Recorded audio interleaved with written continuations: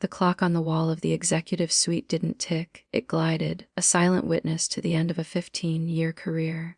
They handed me the folder at exactly 4:32 p.m. on a Tuesday. I didn't rush. I read every line, initialed every page, packed my life into a single cardboard box, and walked out into the cool Seattle rain. I was fine, or so I told myself, but the universe has a funny way of correcting an injustice. At 30:05 a.m., my phone buzzed on the nightstand. The caller ID was a string of digits I didn't recognize, but the panic in the voice on the other end was unmistakable. It was their lead counsel, and his breath was coming in short, jagged gasps. He said, "Ms. Vance, tell me you haven't mailed those signed documents yet. Tell me you didn't actually execute the severance agreement."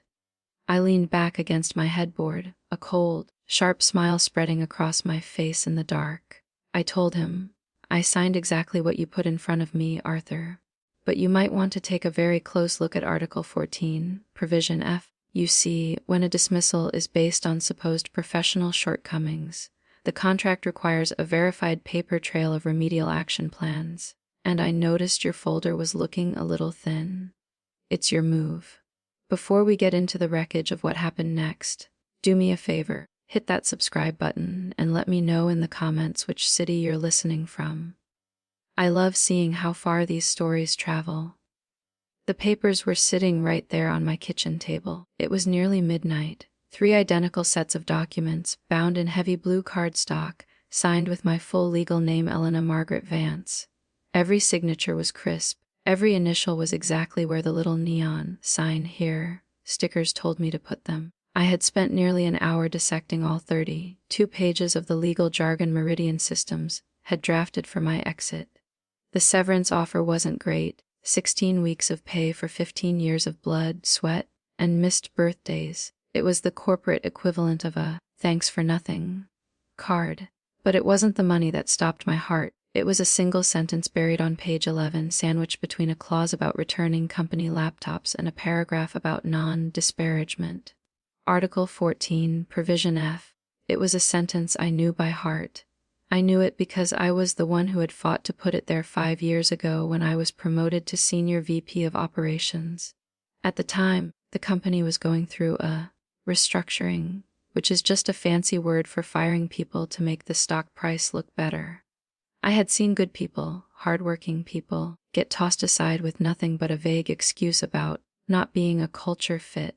I wanted to build a safety net, so I drafted a policy that stated, in the event of termination due to performance-related deficiencies, this agreement is only enforceable if accompanied by all documented performance improvement plans, official warning notices, and signed evaluative metrics, which shall be attached as Exhibit G. I had built that fortress to protect others. I never dreamed that one day I'd be the one standing inside it while the wolves hammered on the door.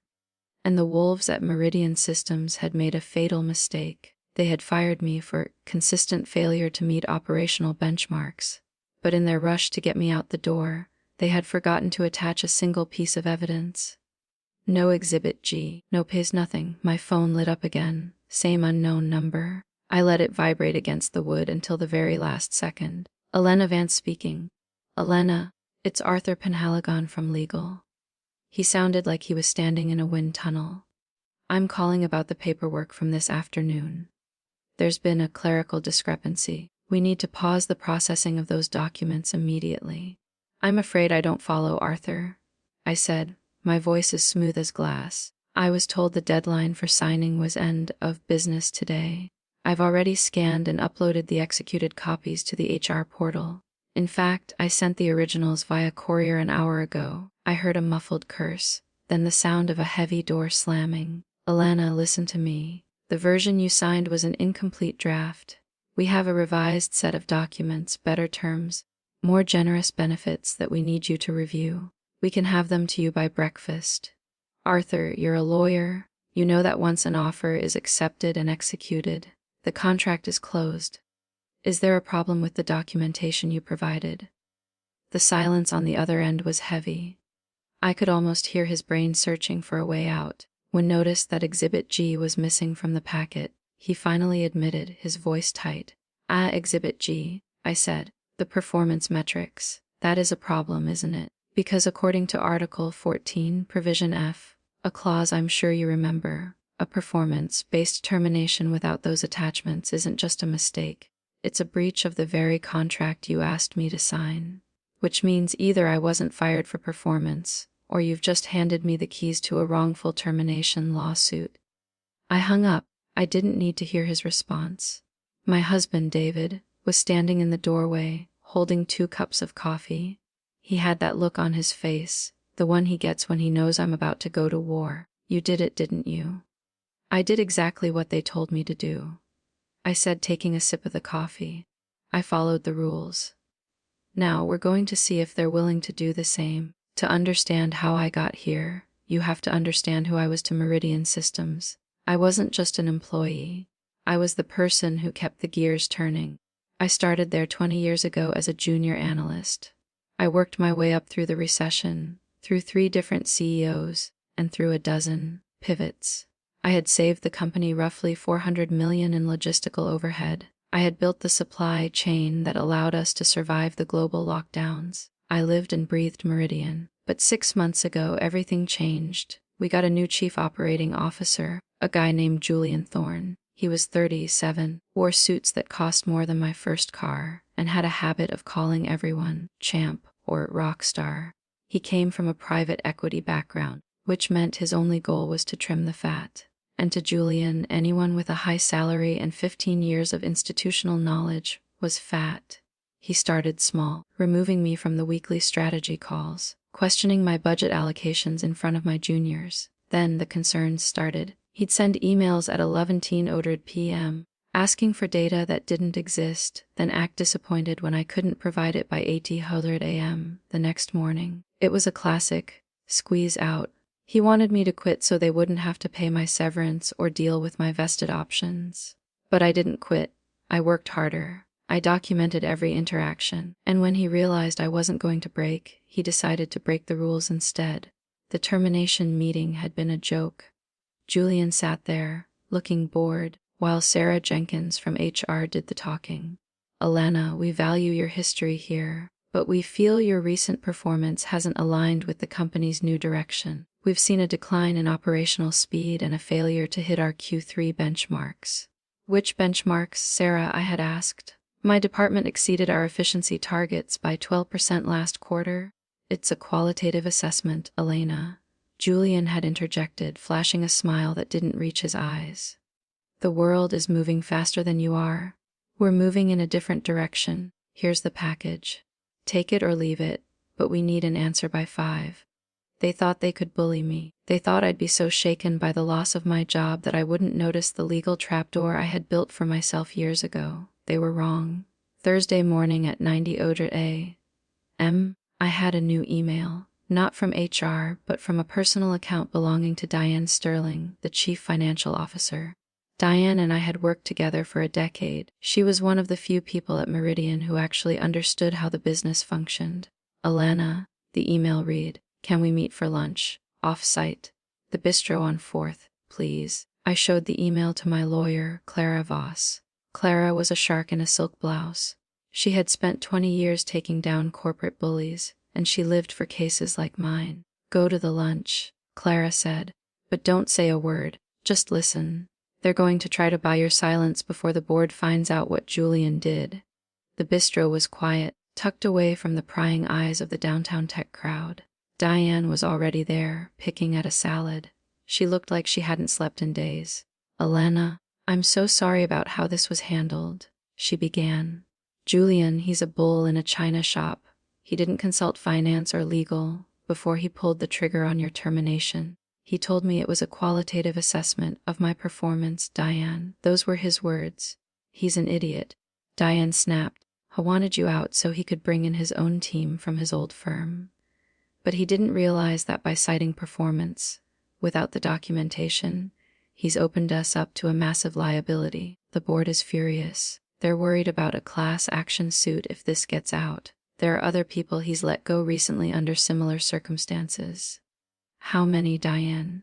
She hesitated. 17. In the last 4 months, all senior staff, all replaced by younger, cheaper versions of Julian's cronies. My heart hammered in my chest. This wasn't just about me anymore. It was a pattern. And let me guess, none of them had Exhibit G attached to their papers either. Diane didn't answer. She didn't have to. We want to make this right, Alina. We're offering to triple your severance, full vesting of your remaining options, and a consulting contract for the next year, minimal work, high retainer. All you have to do is sign a new agreement that acknowledges the original papers were sent in error. And what about the other 17 people? I asked. This offer is just for you, Elena. We can't fix everyone's problems, but we can fix yours.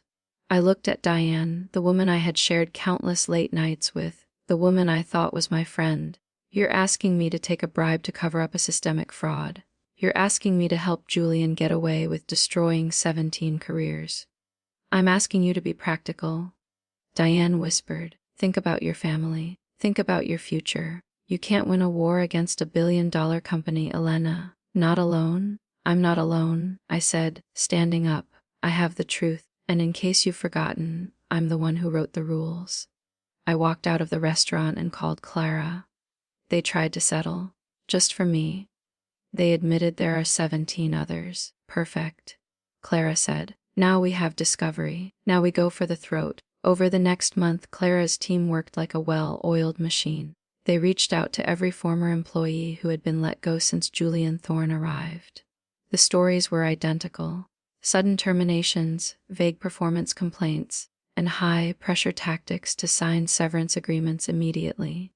Most of them had signed out of fear. They didn't have my background in operations. They didn't know about the hidden protections in the company bylaws. But the real breakthrough came when we subpoenaed Julian Thorne's internal communications. At first, Meridian's legal team fought us every step of the way. They claimed executive privilege and trade secrets, but Judge Miller, a no-nonsense woman who had seen her fair share of corporate games, wasn't having it. If the plaintiff is alleging a pattern of fraud in termination procedures, the internal communications regarding those procedures are relevant, she ruled. Produce the emails. A week later, a thumb drive arrived at Clara's office. We sat in her conference room, surrounded by piles of documents, and started digging. It took us 6 hours to find the smoking gun. It was an email sent from Julian to Sarah Jenkins and Arthur Penhaligon 2 weeks before my firing. The subject line was, Project Clean Sweep, Phase 2. We need to offload the legacy overhead by the end of the quarter, Julian had written. Vance is the biggest hurdle. She knows where the bodies are buried and she's too expensive. Sarah, draft a performance termination. Don't worry about the PAPs, she's smart enough to fix the issues if we give her a chance to improve. We need her gone now. Arthur, keep the paperwork standard. If she signs, she's gone. If she doesn't, we'll bury her in qualitative data until she gives up.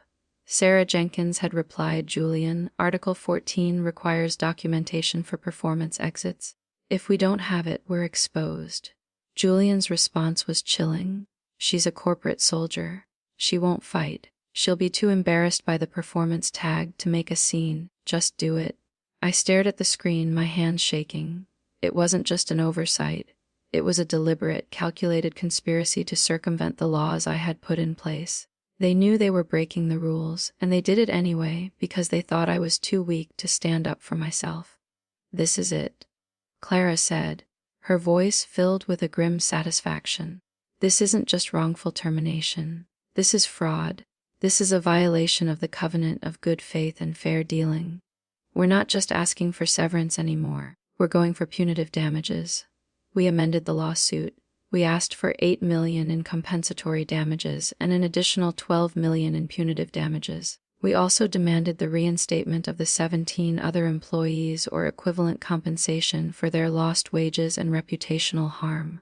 The news hit the industry like a bombshell. Meridian Systems sued for systematic fraud. The headline screamed. Our stock price took a 15% dip in 48 hours. The board of directors, who had been content to let Julian trim the fat as long as the numbers went up, suddenly found themselves under a microscope. I started getting calls from people I hadn't spoken to in years, former colleagues, industry rivals, even people still working at Meridian. They were all saying the same thing, thank you for doing this. We were all afraid to speak up. In April 2025, the board of directors finally stepped in. They fired Julian Thorne for cause. Ironically, without a severance package, Sarah Jenkins was re-signed to a satellite office in North Dakota before she eventually resigned. And Diane Sterling, the woman who had tried to buy me off, was forced into an early retirement.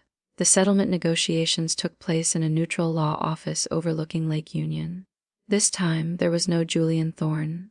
There was no Sarah Jenkins. Instead, I was met by the chairman of the board, a man named Marcus Vane, and a new legal team that looked like they had been instructed to be as polite as possible. "Elena," Marcus said, his voice gravelly and tired. "We've reviewed the evidence. We've seen the emails.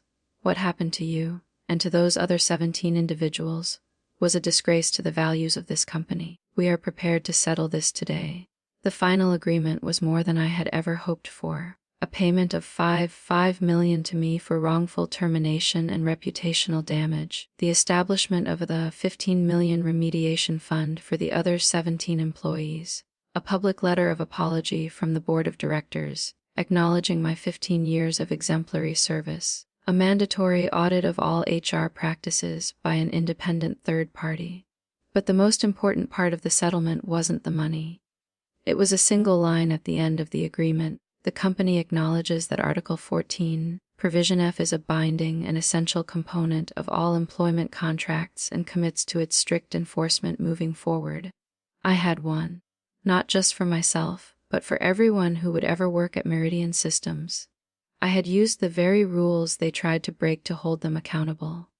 As I walked out of that meeting, the sun was finally breaking through the Seattle clouds. I felt like I could breathe for the first time in months. I wasn't the VP of operations anymore, and I realized I didn't want to be. I didn't want to spend my life making billionaire shareholders even richer while looking for efficiencies that were really just people's livelihoods.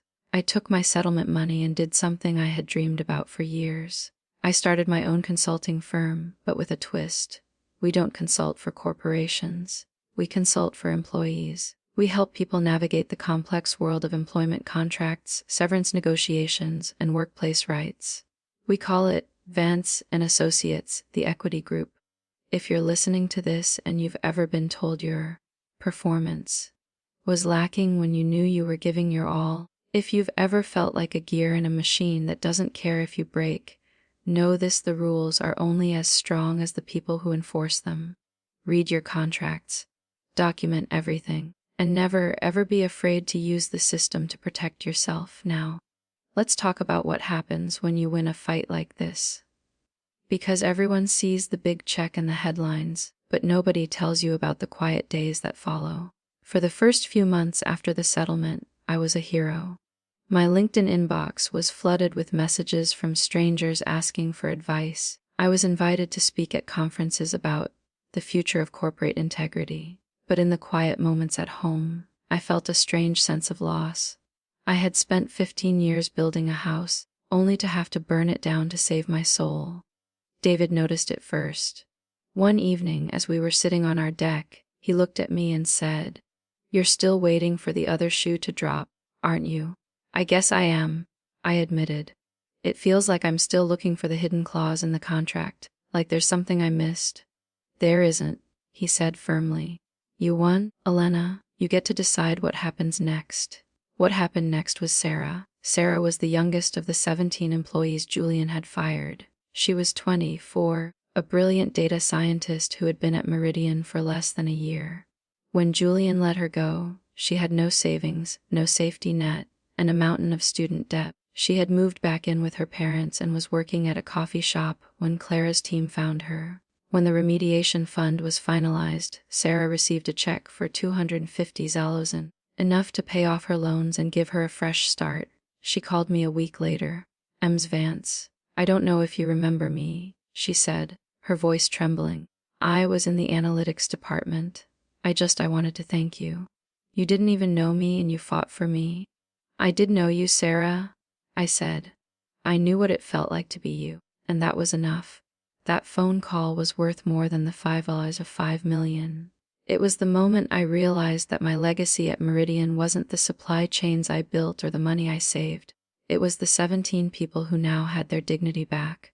But the story doesn't quite end there. Corporate giants don't like to lose, and while Julian Thorne was gone, the culture he represented was still lurking in the corners of the industry. About a year after my settlement, I was approached by a recruiter for a major tech firm in Silicon Valley. They wanted me to head up their global operations. The salary was astronomical, double what I had made at Meridian. The perks were insane. Private jets, unlimited stock, the works. I flew down for the final interview. I met with the CEO, a legendary figure in the tech world. We talked about strategy, about scaling, about dominating the market. And then he leaned in and said, "Alana, we love your track record, but we have some concerns about the Meridian situation. We like leaders who are company first. We're a little worried that you might be too focused on procedural roadblocks." I looked at him, this powerful, wealthy man who viewed the law as a roadblock, and I felt a wave of clarity. "I'm not focused on roadblocks," I said calmly. "I'm focused on integrity, because a company that breaks its own rules to save a few dollars is a company that's already failing. It just doesn't know it yet." I didn't get the job, and for the first time in my life, I was thrilled to be rejected. Instead, I went back to Seattle and expanded my firm. We started a whistleblower fund to help people who see corruption but are afraid of the legal costs of speaking out. We partnered with law schools to teach the next generation of attorneys how to spot the Article 14s of the world. I've learned that life isn't about the title on your business card. It's about the person you are when the title is taken away. They tried to make me smaller, but in the end, they only made me stronger. So, if you're sitting at your desk right now, feeling like the world is closing in on you, take a breath, look at the papers in front of you, and remember you might just be one Exhibit G away from changing your life forever. Let's dive deeper into the fallout, because there's a part of this story I haven't told yet, the part about the efficiency project. During the discovery process, while Clara was digging through Julian's emails, we found a password-protected folder labeled Project Ephemera. It took a digital forensics team 3 days to crack it. What was inside made my blood run cold. It wasn't just a plan to fire people, it was an algorithm. Julian had hired a third-party software firm to build a program that scraped every employee's digital footprint, how fast they typed, how long they stayed on specific websites, their tone in internal Slack messages, and even the sentiment of their emails to colleagues. The algorithm wasn't looking for productivity, it was looking for loyalty and malleability. It flagged people like me, people who had strong opinions, people who asked why, and people who were protective of their teams. We were marked as low synergy risks. The performance deficiencies they cited weren't based on our work output. They were based on the fact that we were too independent to be easily manipulated. Julian was trying to build a workforce of robots, and he was using AI to identify the humans who stood in his way. When we presented this evidence to the board during the final audit, the room went dead silent. Even the most hardened corporate directors were horrified. It was a massive violation of privacy laws and ethical standards. This discovery is what led to the mandatory third-party audit and the complete restructuring of the HR department. But it also sparked a national conversation about the use of AI in the workplace. I was invited to testify before a Senate subcommittee on digital privacy and employee rights. Standing in that room in D.C., looking at the senators, I realized how far I had come from that rain-soaked Wednesday in Seattle. I wasn't just fighting for my severance anymore. I was fighting for the right of every worker to be treated as a human being, not as a data point in a loyalty algorithm. The danger, I told the committee, isn't the technology. The danger is the people who use it to bypass the fundamental principles of fairness. A contract is a promise, and when you use a machine to break that promise, you don't just lose an employee, you lose the soul of your company. After my testimony, a new law was proposed, the Corporate Transparency and Employee Protection Act. It's still making its way through the system, but people are calling it the Vance Law. It's funny, isn't it? They fired me because they thought I was obsolete. They thought I was too old, too slow, and too focused on the old way of doing things. But by trying to erase me, they made me permanent. Sometimes when I'm driving home, I pass the Meridian Systems headquarters. The lights are still on in the executive suites. The gears are still turning. But the name Julian Thorne is never mentioned there anymore. He's become a cautionary tale, a ghost story told to new MBAs about the dangers of arrogance. And as for me, I still have those two $5 bills from my original severance. I kept them in a small glass frame on my desk at the new firm. Not because I need the money, but because they remind me of the moment I chose to fight. They remind me that no matter how big the company, no matter how powerful the executive, they can't take away your integrity unless you let them. So, what would you do? If you were sitting in that cold conference room, with a termination letter in one hand and a pen in the other, would you sign? Or would you look for the missing appendix? I hope you'd look for the appendix. I hope you'd realize that you are more than a line item on a spreadsheet. And I hope you'd have the courage to say, your move. Let's talk about the long game. Because a year into running my own firm, I got a visit from someone I never expected to see again. I was in my office, reviewing a case for a group of nurses who had been unfairly denied their overtime pay, when my assistant told me I had a walk-in.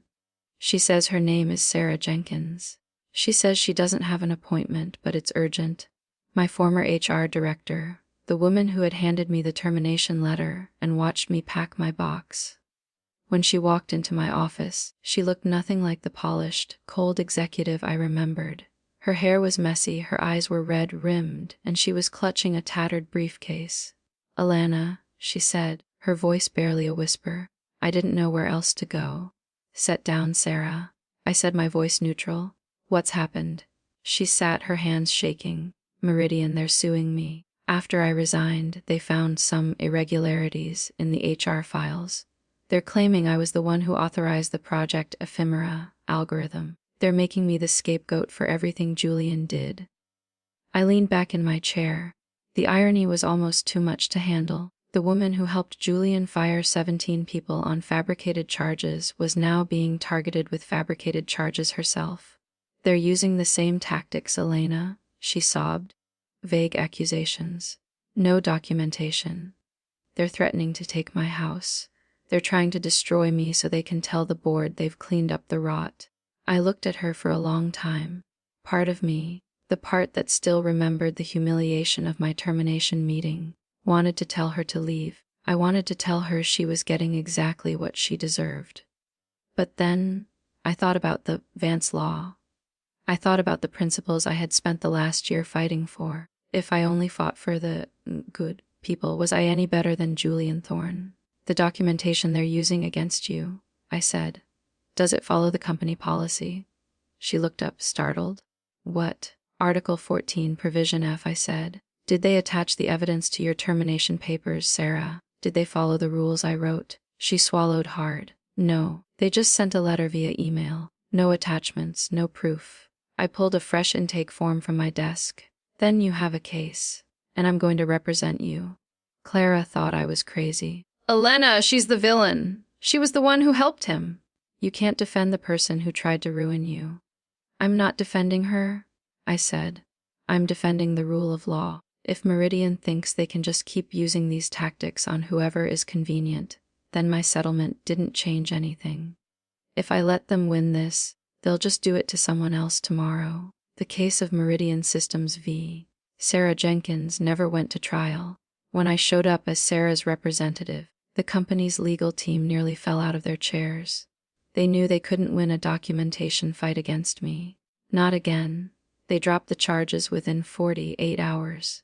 Afterward, Sarah stood in the lobby of my office, looking at me with a mixture of shame and gratitude. "Why did you do it, Elena, after everything I did to you?" "Because," I said, "the rules have to apply to everyone, even the people who don't follow them. That's the only way they work." She nodded, a single tear rolling down her cheek. "I'm leaving the industry. I'm gonna go teach. I want to be someone who actually helps people." "Good," I said. "The world needs more of those." That was the moment the Meridian chapter of my life truly closed. I had forgiven the unforgivable, and in doing so, I had finally set myself free. The firm is thriving now. We've helped over 500 people in the last 2 years. We've taken on tech giants, manufacturing moguls, and retail kings. We've become the firm that companies fear, the one they tell their HR departments about during orientation. Don't mess with the documentation, they say, or you'll have to deal with Vance. I still work long hours. I still miss some birthdays. But the work means something now. When I pack my bag at the end of the day, I don't feel like I'm leaving a part of my soul behind. I feel like I'm bringing a little more of it home. Every now and then, I get a letter from one of the 17. Sarah, the data scientist, is now a lead researcher at a university. Marcus, the warehouse manager, started his own logistics company. They're all doing well. They're all living proof that a performance deficiency tag doesn't define you. And David, he finally stopped waiting for the other shoe to drop. He knows that if it does, I'll just catch it, check the signature, and send it back with a list of corrections. The rain is falling again in Seattle. It's a soft, steady sound against the windows of my office. I look at the clock on the wall. It's 40:32 p.m. Exactly 15 years since my world was supposed to end. I pick up my phone and record a quick message for our social media page. Hi everyone, Alina Vance here. Just a quick reminder for your Tuesday afternoon: a job is what you do, but your integrity is who you are. Don't let anyone trade one for the other, and if they try, give us a call. We know a thing or two about the fine print. I hit send, grab my coat, and walk out. I don't look back at the building. I don't look back at the past. I'm too busy looking at the future. Because the best part about being the person who writes the rules, you're the only one who knows how to break them, and how to make them better for everyone else. As I step out into the evening air, my phone pings. It's a message from Maya, our latest client. She's a teacher who was fired for budgetary reasons 3 days before her pension vested. Elena, the message reads, I found the missing document.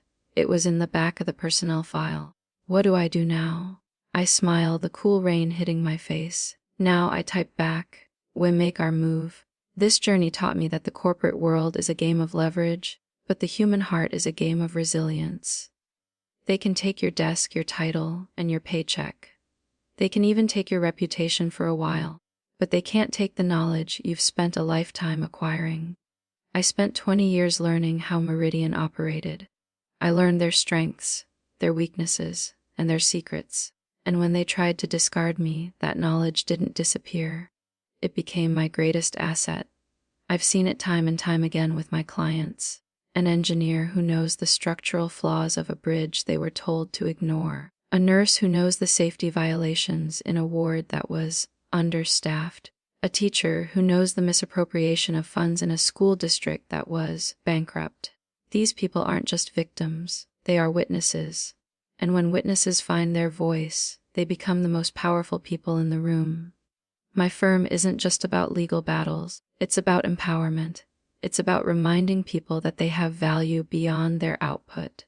We hold workshops on negotiation, on self-advocacy, and on the ethics of leadership. We're building a community of people who refuse to be. Synergy risks. Sometimes I think about Julian Thorne. I wonder if he's sitting in a bar somewhere, still calling people champ, still trying to find a way to trim the fat. I wonder if he ever thinks about the woman who took him down with a single missing appendix. Probably not. Men like Julian don't learn from their mistakes. They just look for a new audience who hasn't heard the story yet.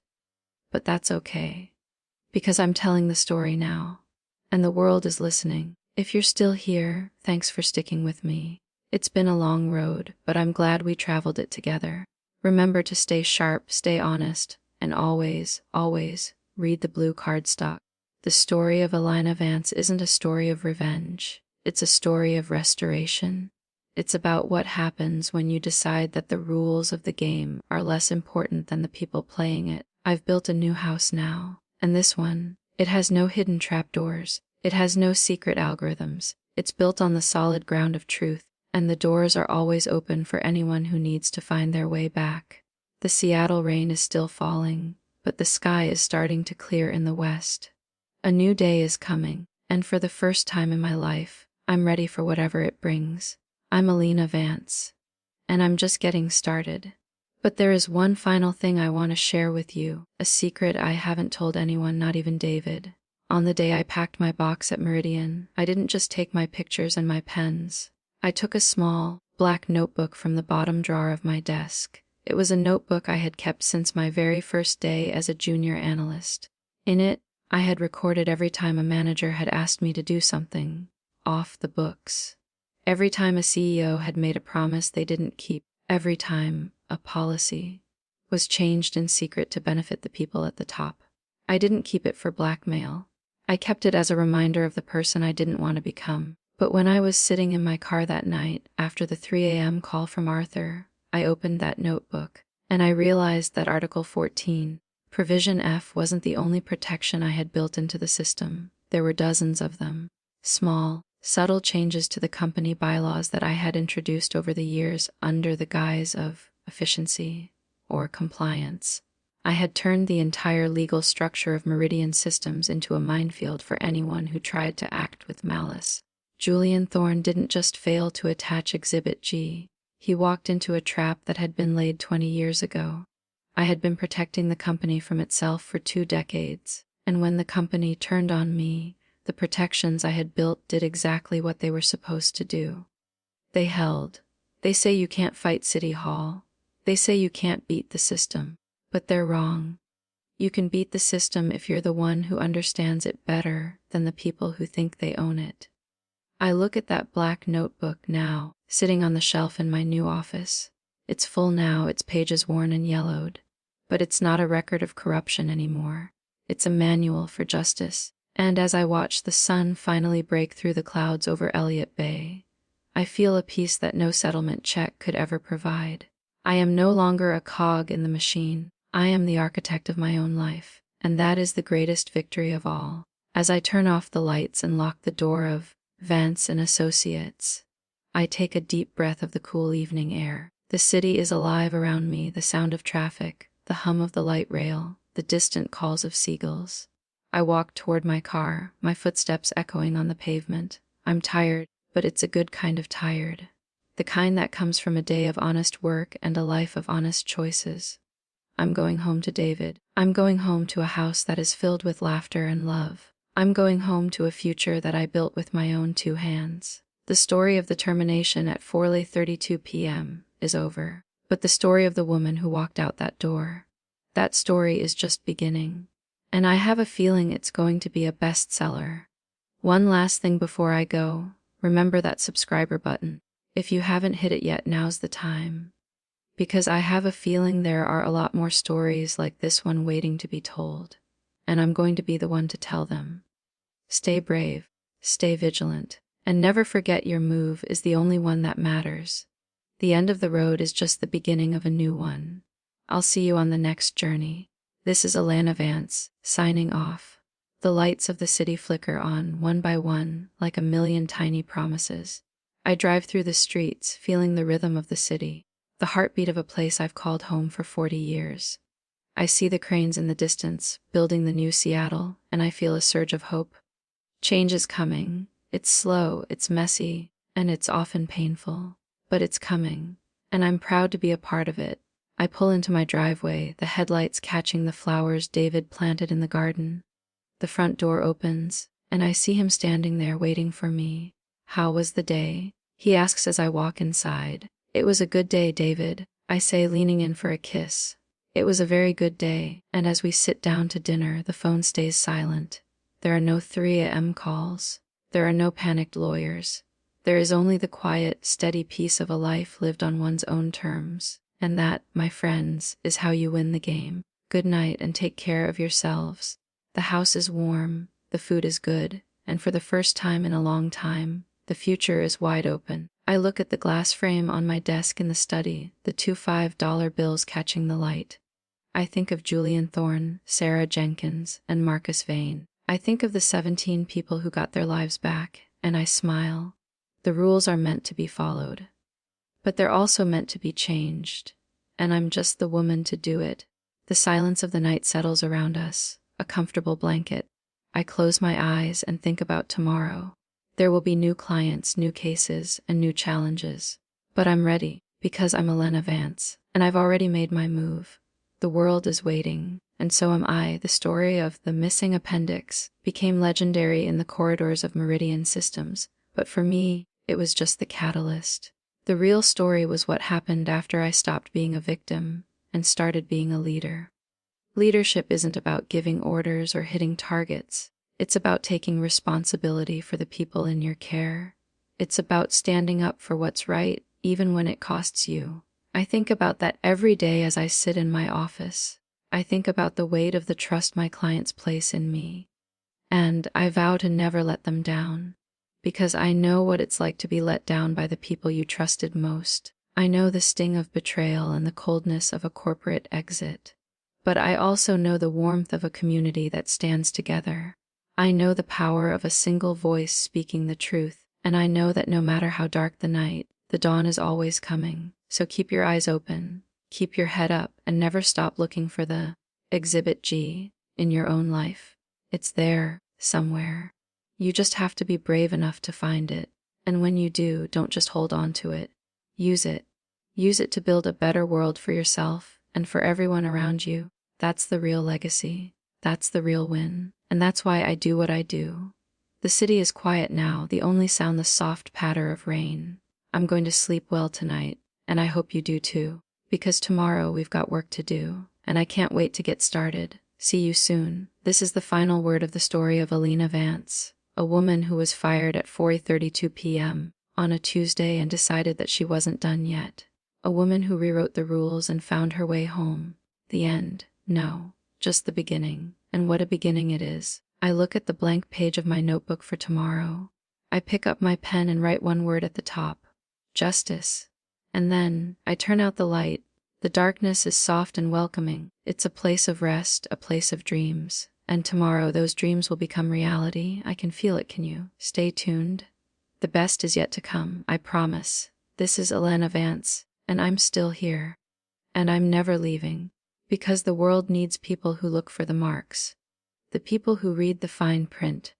The people who aren't afraid of the quiet. I am one of those people. And I have a feeling you might be too. So let's get to work together. The future is ours. And we're going to make it beautiful. One article worn tomb at a time. The end of the end. The start of the start. Let's go. I can hear the rhythm of the city again, even in my dreams. It's a song of progress, a song of resilience, a song of a woman who refused to be forgotten. And I never will be. Because I've left my mark, and it's a mark that will last forever. Just like the truth, just like the light, just like me. The final word. Believe in yourself, because I believe in you, and together we're unstoppable. Good night, I'm Elena Vance, and I've made my move. Now go make yours. The clock glides, the rainfall turns, and everything is exactly as it should be. At last the story is complete, and it is good. Very, very good. I'm at peace, are you? I hope so, because you deserve it, we all do. The end of the end of the end, peace and justice for all, especially for the synergy risks. We're the ones who change the world. Never forget that. The light is gone, but the vision is clear. I am Elena, and I am free. The end.